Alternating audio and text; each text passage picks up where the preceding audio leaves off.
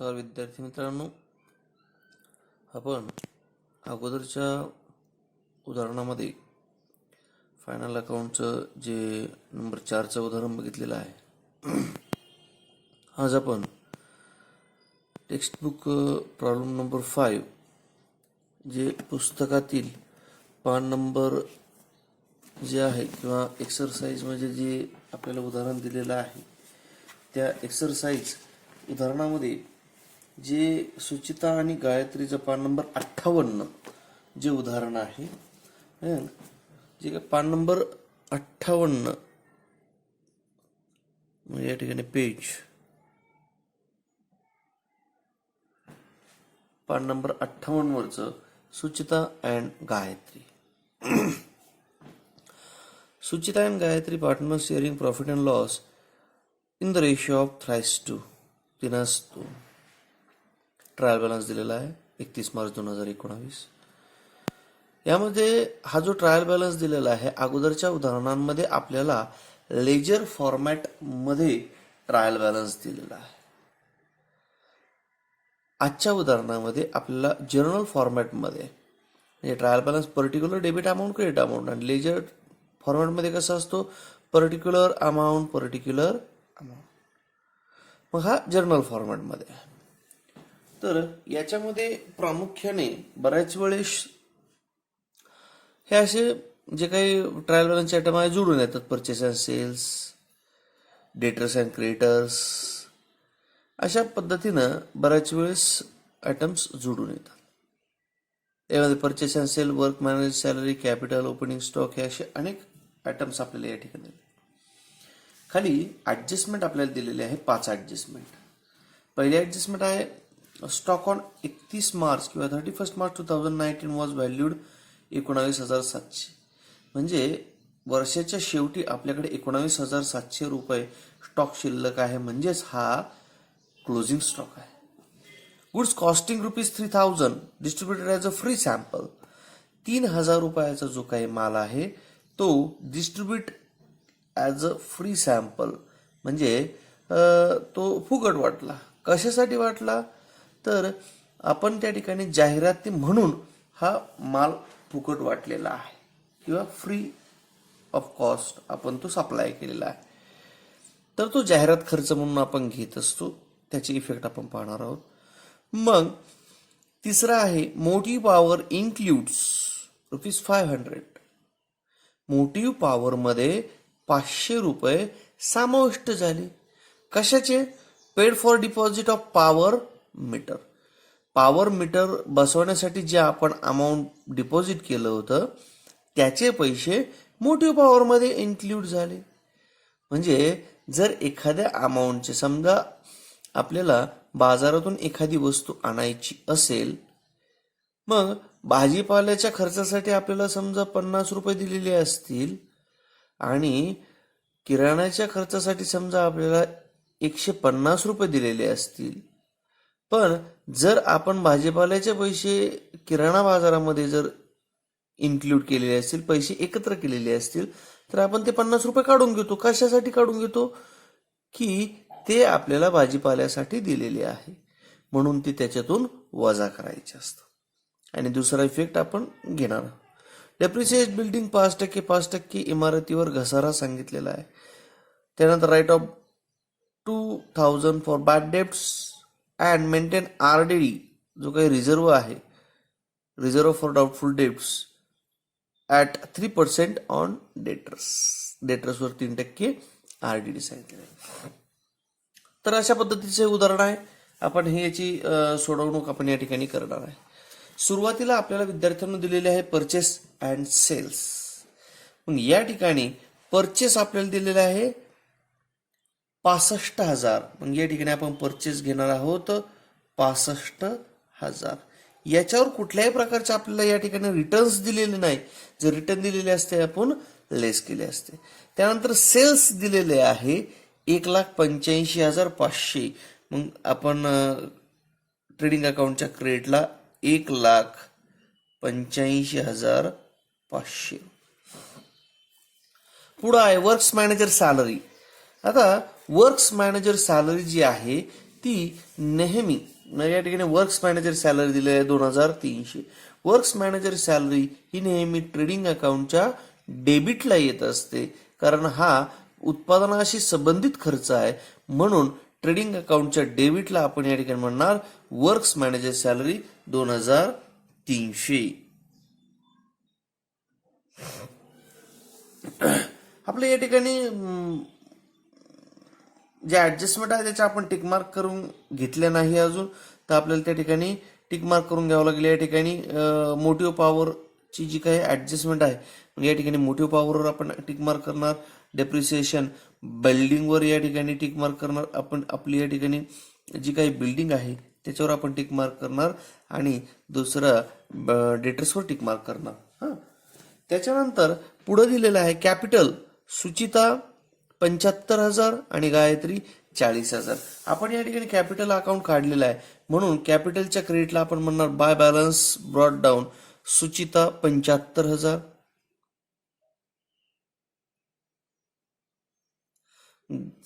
Gayatri 40,000. In that case आपण जर capital account जर काढलेलं नसतं तर या ठिकाणी आपण बॅलन्स शीटच्या लायबिलिटीला डायरेक्टली घेतलं असतं. कॅपिटल अकाउंट सुचिता, गायत्री आणि अमाऊंट या ठिकाणी घेतली असते.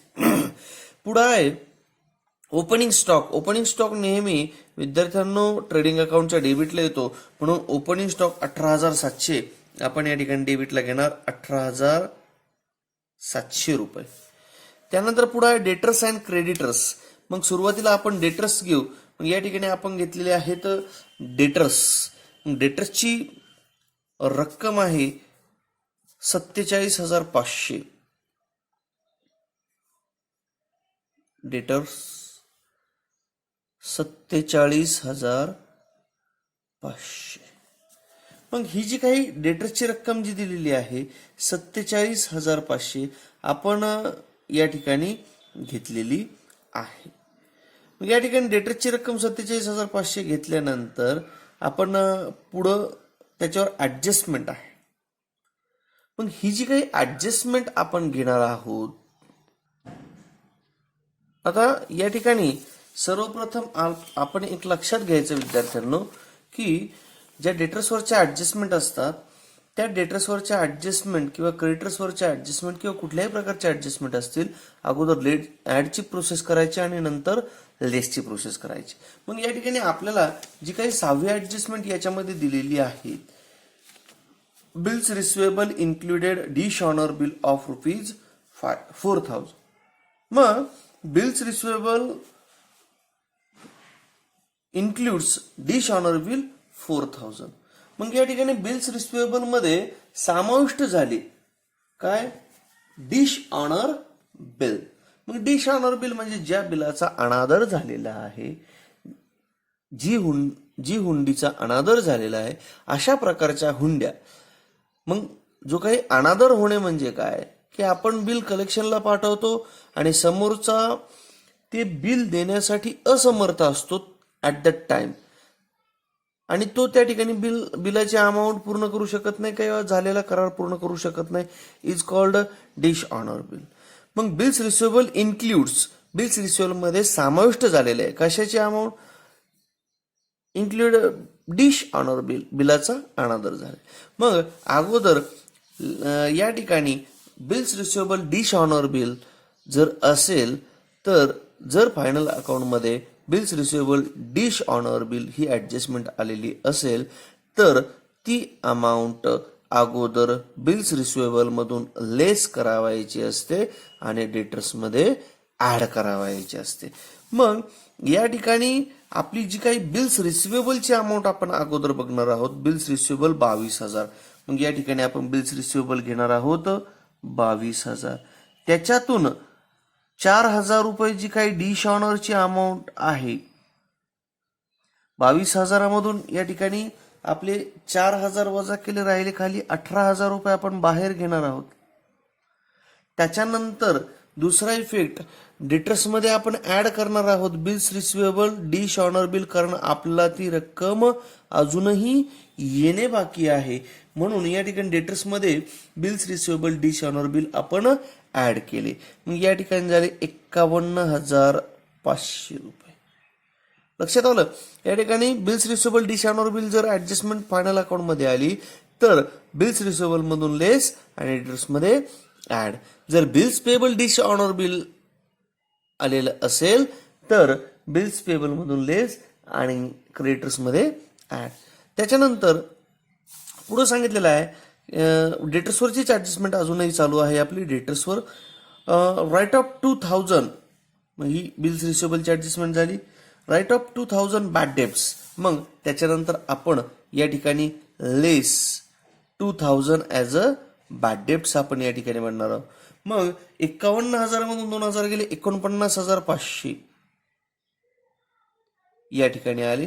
49,500 आल्यानंतर and maintain RDD 3% on debtors.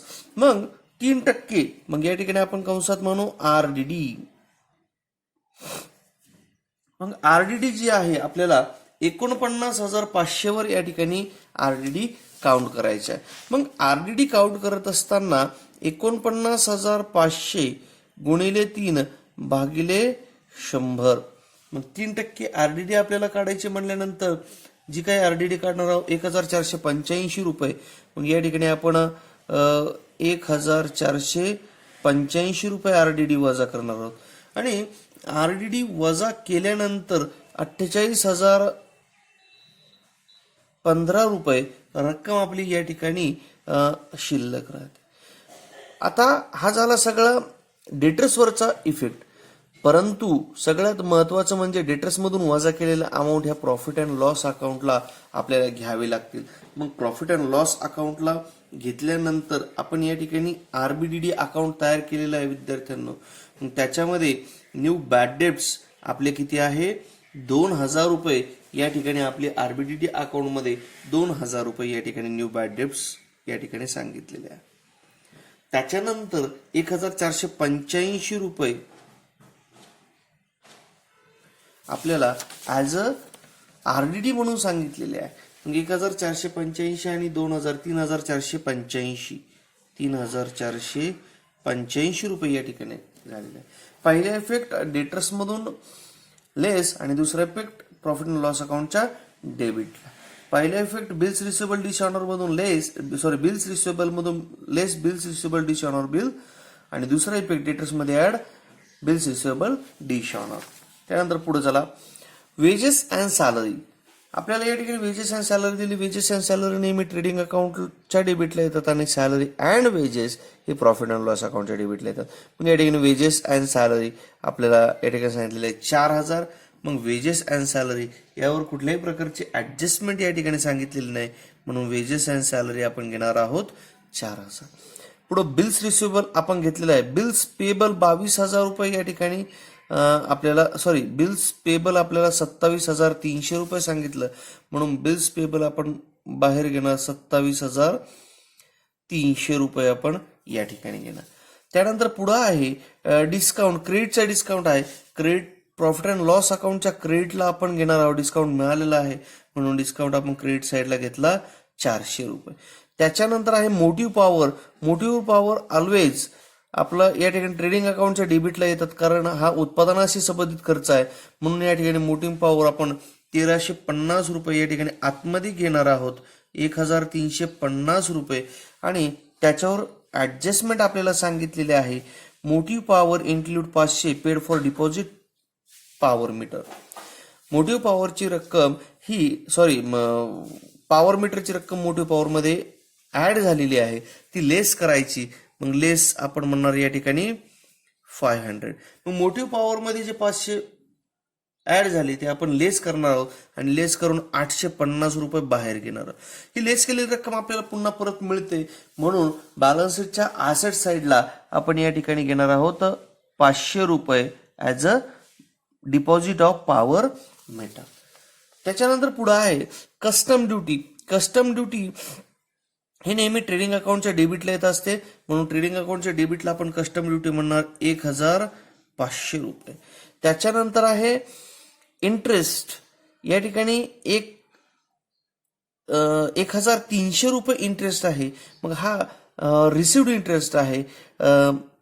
Trial बॅलन्सच्या credit साईडचा इंटरेस्ट आहे, म्हणून प्रॉफिट अँड लॉस अकाउंटच्या क्रेडिट साईडला आपण म्हणणार 1,300 रुपये इंटरेस्ट.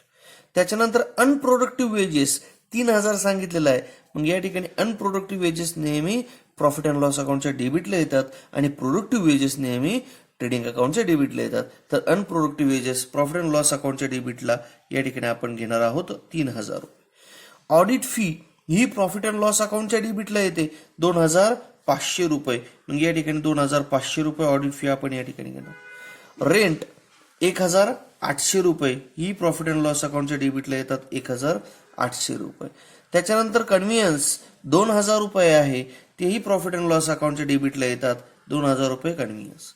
गुडविल आहे 25,000. गुडविल म्हणजे प्रतिष्ठा ही आपली ॲसेट आहे, म्हणून ॲसेट साईडला आपण गुडविल घ्यायचे आहेत 25,000 रुपये. याच्यावर कुठल्याही प्रकारची ऍडजस्टमेंट नाही. त्याच्यानंतर पुढे सांगितलेलं आहे कॉपीराइट्स ही आपली मालमत्ता आहे, म्हणून कॉपीराइट्स ही ॲसेटला घ्यायचे. मग कॉपीराइट्सच्या ठिकाणी आपल्याला सांगितलेले आहेत 20,000 रुपये कॉपीराइट्स. त्याच्यानंतर सांगितलेलं आहे बिल्डिंग ही आपली मालमत्ता आहे. बिल्डिंग आपण 88,000 आतमध्ये घेणार आहोत, कारण त्याच्यावर ऍडजस्टमेंट आहे. लेस काय सांगितलं, डेप्रिसिएट 5% बिल्डिंग 8×5 = 40, म्हणजे या ठिकाणी बिल्डिंगवर आपल्याला डेप्रिसिएशन हे काढायचं आहे आणि डेप्रिसिएशन 88,000 × 5/100 4,400 रुपये या ठिकाणी डेप्रिसिएशन येत आहे. मग डेप्रिसिएशन 4,400 रुपये आपल्याला नेहमी लेस करायचं असतं आणि बाहेर आले 83,600 रुपये. हे लेस केल्यानंतर पुढचा इफेक्ट प्रॉफिट अँड लॉस अकाउंटच्या डेबिट साईडला घ्यायचा असतो. तो प्रॉफिट अँड लॉस अकाउंटच्या डेबिटला 4,400 रुपये आपण डेप्रिशिएशन घेतलेलं आहे. पुढे सांगितलेलं आहे पार्टनर्स सुचिता लोन ही आपली लायबिलिटी आहे 6,150. या ठिकाणी 6,150 आपण लोन म्हणून घेतलेलं आहे, ही आपली ऑलवेज लायबिलिटी असते. इन्व्हेस्टमेंट 40,000 ही आपली गुंतवणूक असते, म्हणून ऍसेट साईडला आपण इन्व्हेस्टमेंट घेणार 40,000 रुपये. त्याच्यानंतर पुढे आहे कॅश ॲट बँक 26,000. म्हणजे या ठिकाणी कॅश ॲट बँक आपण घेणार आहोत 26,000 रुपये. ओके.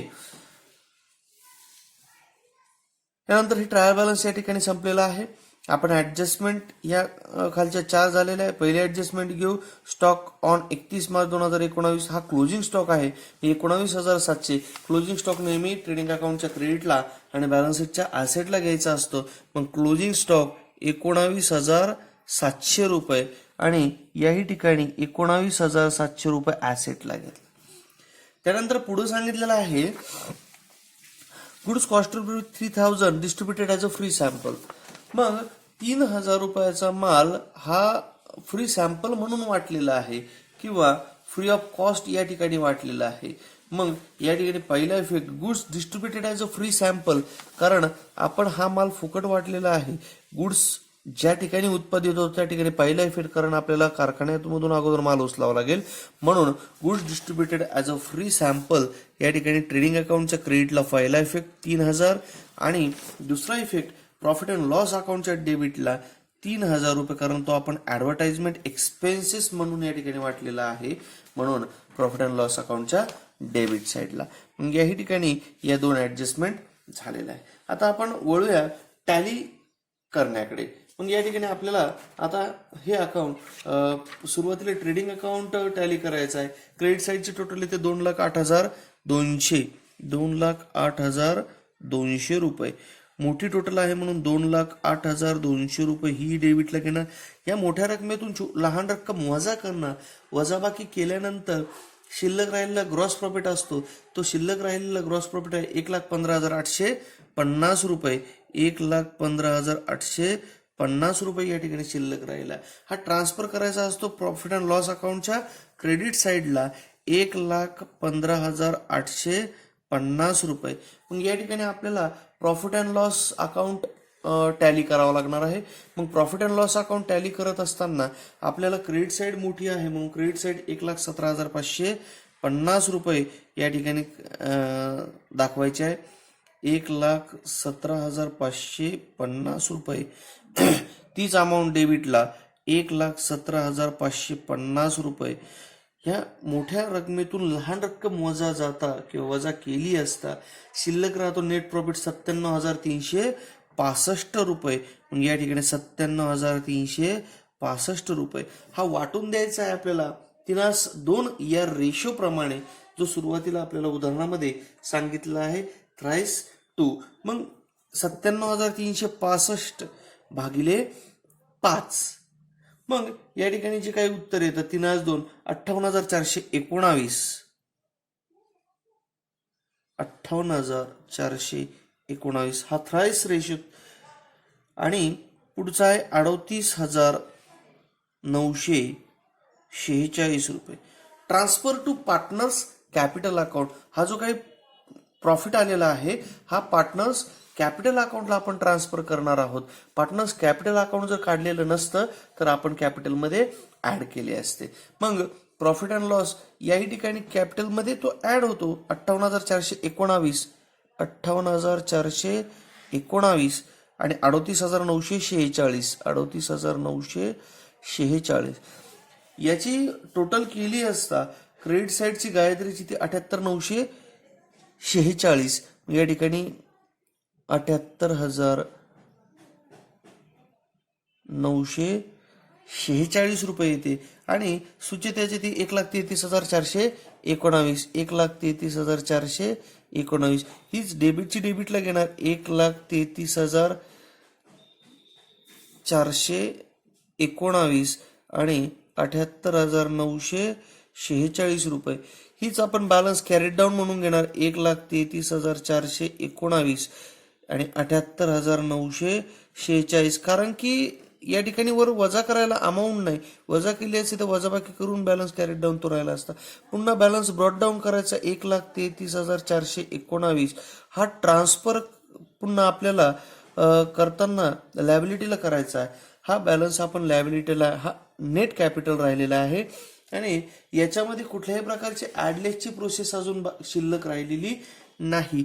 म्हणून 1,33,419 आणि 78,946 या दोघांची टोटल होते 2,12,365 2,12,365 रुपये.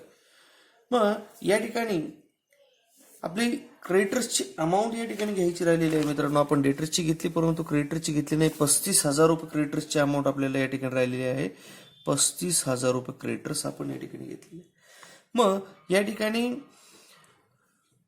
आपलं सगळं काही झालेलं आहे. या ठिकाणी टोटल येते लायबिलिटी साईडची 2,80,815 येते 2,80,815 आणि ॲसेट साईड 2,80,815. अशा पद्धतीने हे सुचिता आणि गायत्रीचं उदाहरण या ठिकाणी आपण टॅली केलेलं आहे.